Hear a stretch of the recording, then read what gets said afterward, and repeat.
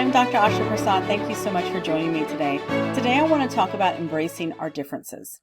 So whenever we learn to embrace our differences and really honor and respect someone or groups of people that are different than ourselves, we can start to bridge gaps and learn from one another. Being different is a great thing because it really adds to the creativity and may give us insights at doing things in a different way.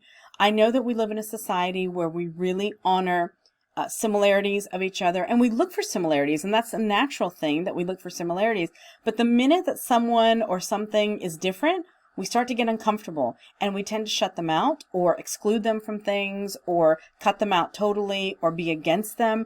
And that may not be the best way to go about things. Actually, when we start to embrace these differences, also within ourselves, our differences of what we can recognize that we do differently from other people, embracing that as well as embracing the differences of other people and start respecting that, what happens is that we can still work together in unity and we can still collaborate with one another. We can still get the things done that we want to get done and also be respectful of the uniqueness. Each and every person has their own talents and gifts that they bring to the table. Once we start to develop that, and we have to get to know ourselves better in order to see what it is that our unique gifts and talents are. Just to be, the same, or to say that you are similar to somebody because you want to be liked or you want to be accepted is really not empowering you to be who you truly are. And I've seen this over and over again. I had a client a few years ago who was she has a wonderful business. She has a thriving business, but she was still feeling very insecure in her business and she was feeling unfulfilled really. At the end of the day, she just wasn't having much meaning or purpose in her life. And that's why she reached out to me to help her along the way and to guide her and coach her. And one of the things that we realized is that she was afraid to embrace her unique talents and her uniqueness and doing business in a different way than what other people said. All business coaches that she had had before and everything were telling her that she had to do it in this cookie cutter way, and that was the only way that she was going to succeed. Now, did she have success? Yes, she did. However, she wasn't fulfilled and she wasn't happy about what she was doing. And as we started to really unravel and look at this beautiful uniqueness that she had, and really embracing that and getting to know herself better and realizing that that was really where her purpose was lying, actually, where the meaning was for her. Her entire business transformed and she is still actually even more successful. But the bottom line of that is that she is feeling fulfilled and purposeful. She's making a difference in other people's lives in a much different way. And if she had just stayed listening to the way things should be, and we all have this in our life, personal life, it doesn't have to be, you don't have to be a business owner. It can be in your personal life, in relationships, in your life generally, maybe what your career you've chosen, whatever it is, we tend to fall into the fact that when people reject us or people are not embracing our differences, we tend to lay them, on the side or maybe hide them or suppress them. And in fact, we're doing a really big disservice to ourselves and to the world, really, and to those people.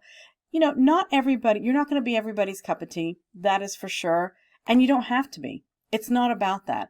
It's about really learning who you truly are at your core, getting to know your true self in order to thrive and be joyous and be in harmony in your life and create the things that you're wanting to create.